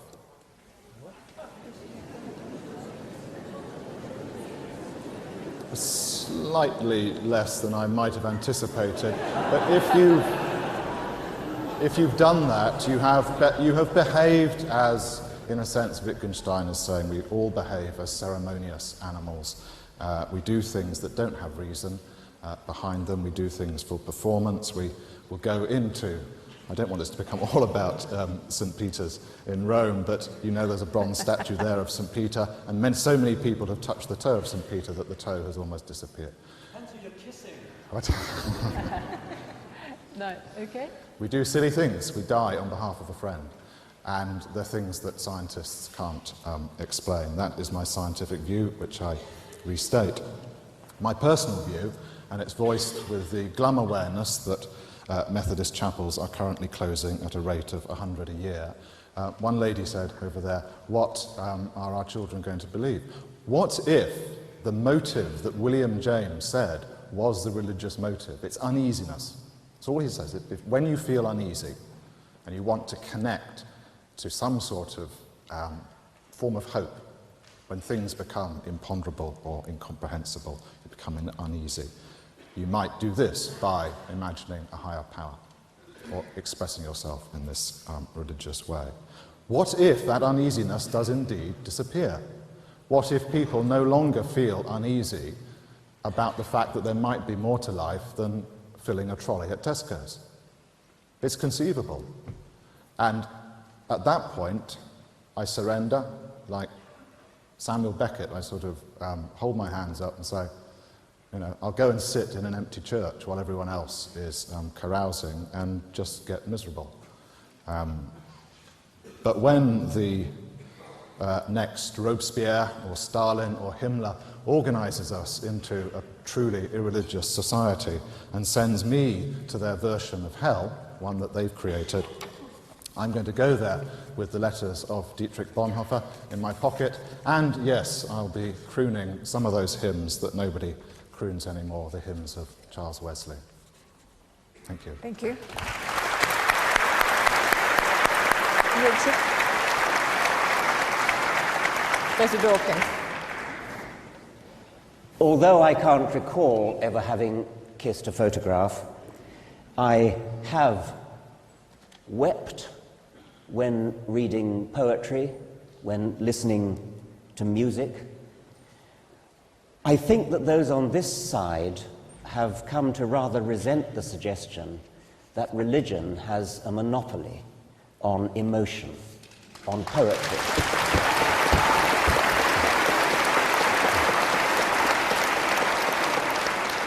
On sympathy, on empathy. Everybody in this room, I dare say, has felt deep grief at the sight or the thought of a suffering individual somewhere in the world, maybe even of another species. That does seem to be something in humanity, to feel empathy with suffering. And as a Darwinian, I can offer explanations for that. I won't do it now because there isn't time. But it is a travesty that has somehow become widely accepted that if you throw out religion, you throw out the Good Samaritan, you throw out weeping at a sonnet of Shakespeare or at a Schubert quartet. It has nothing whatever to do with religion in the sense of the supernatural. Of course, you can redefine religion as covering all these emotional, artistic aspects. And in that case, of course, there's no contest. But I suggest that that's confusing and that we need to define religion as belief in something supernatural. You get your beliefs not from evidence, but from faith, from revelation, from tradition, from scripture, from authority. Now, all those are very bad reasons to believe anything. Evidence is the only reason to believe something. And that's the second point that I want to make in closing. But the first one, the main one I want to make is that we are all in this together. We are all capable of the same kinds of emotions. We're all capable of wanting to free the slaves and all the things, all the good things that have been talked about, whether we're religious or not. You cannot give religion the credit for any of those things. They are a part of humanity. The good things are a part of humanity, just as the bad things are part of humanity, whether you are religious or not.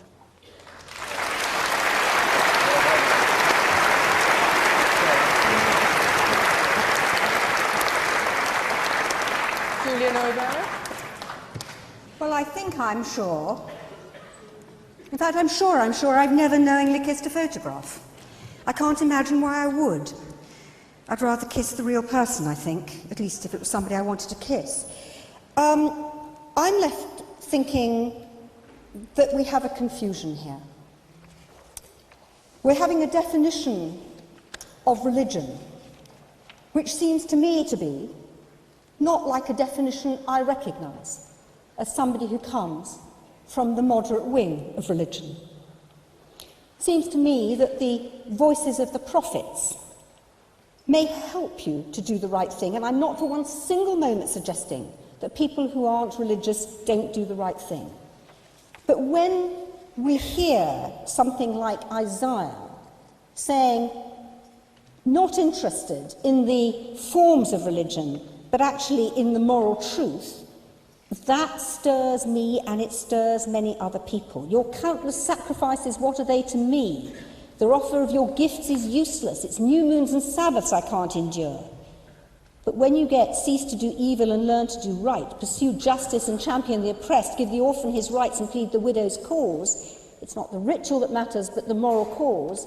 It strengthens my resolve. It strengthens lots of people's resolve. It sensitizes you to issues of justice.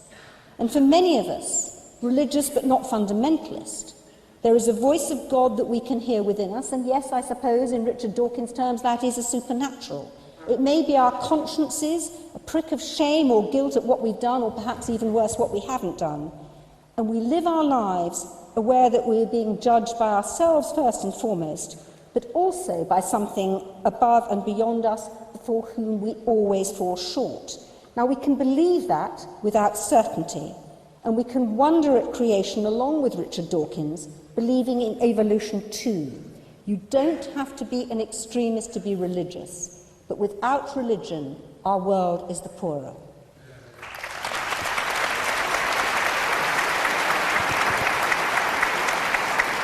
Anthony Grayling.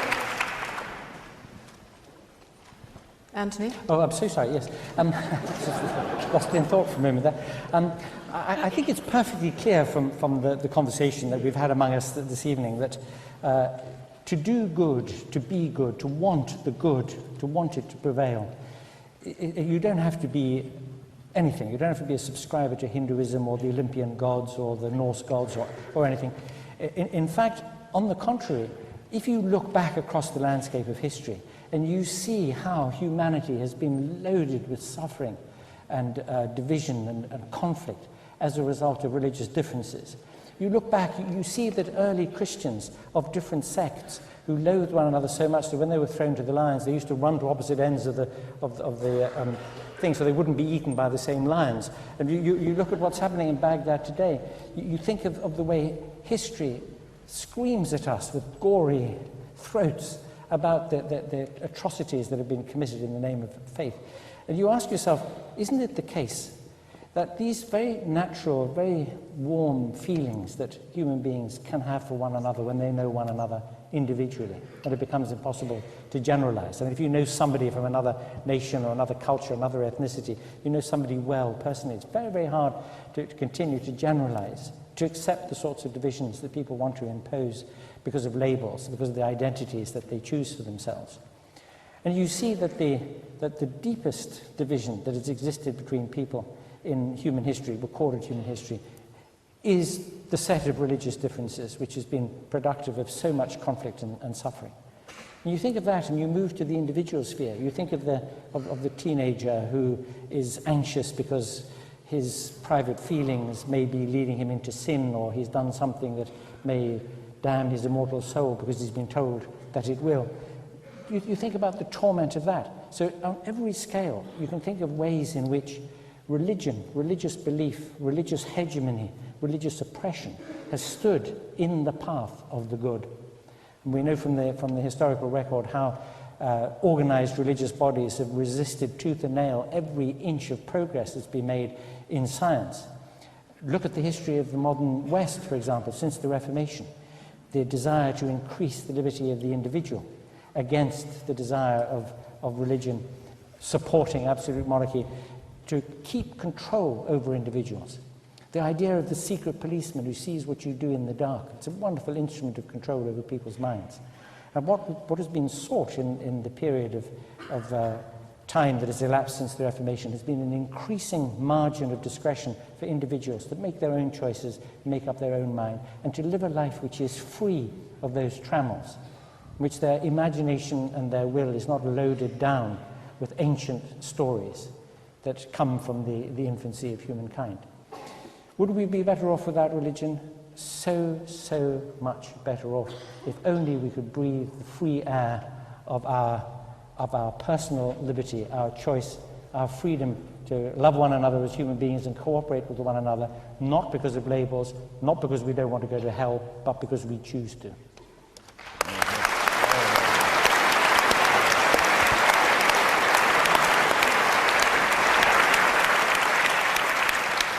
finally, Roger Scruton.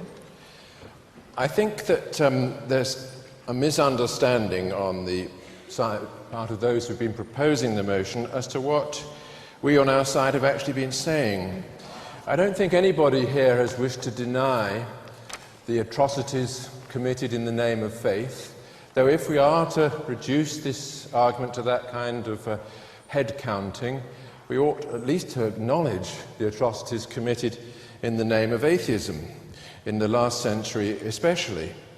Mao Zedong, Stalin, Lenin, Hitler and a few others are pretty impressive in this regard, but these are very vulgar and unimportant arguments for us. We know that nobody in this room is remotely tempted in that direction. The real question is what religion can do in the lives of people like us. Is it something that can benefit us, or is it something that will harm us? Now, I think Professor Dawkins is absolutely right to say that religion does not produce the moral and aesthetic emotions that so many of us value. It is not at least the only producer of those things. They lie deep in human nature, perhaps alongside the religious urge, but separable from it. The question is, having been separated, do they have the same chance of survival?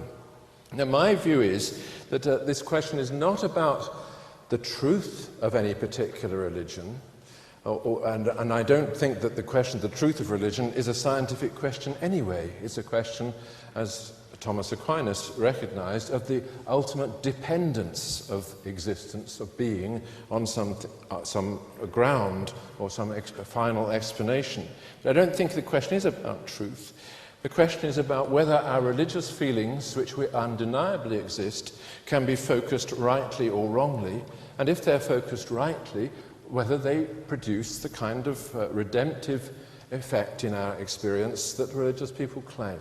And I would say that if focused rightly on the creator of the universe, who created it out of all-embracing love, then they will always reflect well in our individual lives.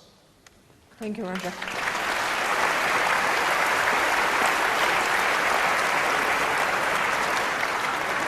Before I announce the result, I would just like to say that each of these distinguished speakers is prepared to sign books that they have written, which are out there. What a captive moment, just as you want the result, but you should know that. Also, I would, before you all rush off the moment I've given the result, say how grateful we all are for hearing this debate tonight. Thank you.